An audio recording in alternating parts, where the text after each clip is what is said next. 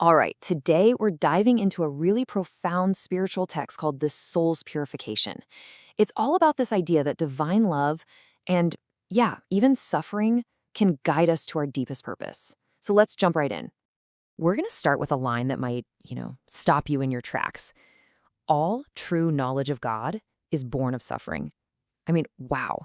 It's a powerful, kind of counterintuitive idea, and it's really at the heart of everything we're talking about today. It makes you ask, right? What if the absolute hardest parts of our lives aren't roadblocks, but are actually the path itself? And that leads us to the core concept here, this idea of a quest for purification. The text basically argues that if we want to connect with our true purpose, the soul has to be cleansed first. But, how in the world does that actually happen? Well, the source material lays out two main paths to get to this purity. It describes one path as painful, a journey of real hardship, and the other, it's described as a fire, this burning, intense passion. Both are intense, both are completely transformative, and we really need to understand both of them. So now we're going to dig into these two paths, suffering and love. We're going to see how both pain and passion are shown to be these incredibly powerful tools for spiritual cleansing and for our growth. So what's so fascinating here is how these two forces are laid out side by side. On one hand, you have the path of suffering, which is all about cleansing. It helps you develop patience, humility, and through that pain, divine truths are supposed to be revealed. But then, on the other side, you've got the path of divine love, and that's described as this all-consuming fire, a yearning so strong it's compared to death because it literally kills your old self and sparks this incredible desire for change. Two very different feelings, but they're both aiming for the exact same thing, purification.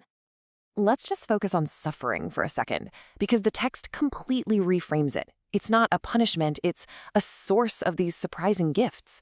It says that hardship can actually deepen our prayer. It can help us grow this profound sense of love and mercy, and ultimately it brings us closer to God. It transforms us from being, earthly to heavenly. This metaphor of the sun behind the clouds, this is so crucial, because when we're going through tough times, it can really feel like God is just gone. But the sun hasn't actually moved, right?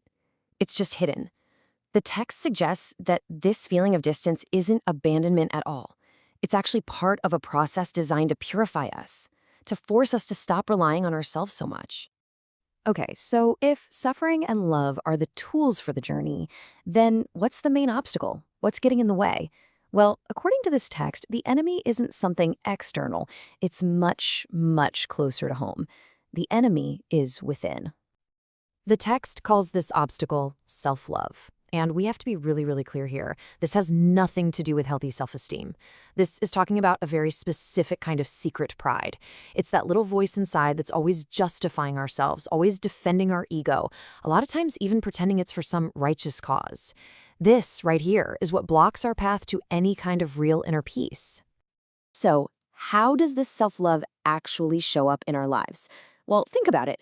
It's that reflex to justify your own mistakes. It's getting really bent out of shape by criticism, making excuses for being angry by saying, well, it's righteous anger, or maybe it's admitting to tiny little flaws as a trick to hide a much deeper pride. According to the text, these are all symptoms of an ego that's constantly on the defensive. And here's the kicker. This quote just nails it. It says that all those stories we tell ourselves, all our fancy explanations for why we did what we did, they're just external machines. And their only job is to manufacture that self-love, that secret pride. They are the exact opposite of that fire of divine love, which wants to burn the ego away, not build it up. And as long as those machines are running, we can't do the real inner work. So after identifying the problem, the text also offers a solution, a way forward. Let's explore the practical method it suggests for getting over this self-love. It's a practice of inner still. Here's the practice, broken down into 4 pretty simple steps. First, you retreat inward to that quietest place inside you. Second, and honestly, this is the toughest one for most of us, you quiet your reasoning, your logic. You stop trying to analyze everything.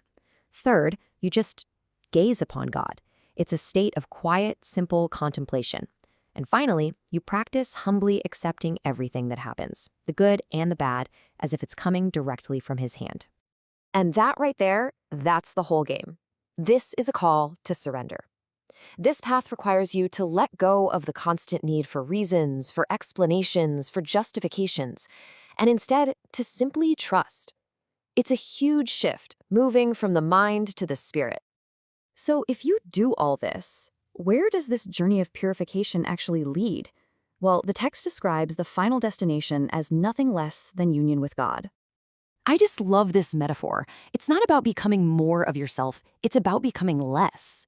Fulfillment, it says, is when our sense of a separate, defended self just completely disappears into the boundless ocean of God's presence. It's about letting go so completely that you merge with something that is infinitely bigger than you are. This slide makes a really sharp distinction. The spiritual beginner, it says, often finds their joy in doing things for God. It's active, it's external. But the more advanced spiritual seeker, they find their growth in suffering for God, and not in some dark way, but in a willingness to endure, to be patient, to literally die to the self. It's a big shift from action to just being. And so this is where we land. Here's the core takeaway. True, unshakable peace and joy, they're not something you get from your external circumstances. You can't find them in success or comfort or what other people think of you. They are found only in the depths of the spirit, in that quiet place of surrender we've been exploring. And all of this leaves us with one last question to chew on, one that kind of flips our whole way of thinking on its head. What if true peace isn't found in getting more, but in being willing to lose everything? For more spiritual resources, visit lokaken.ai.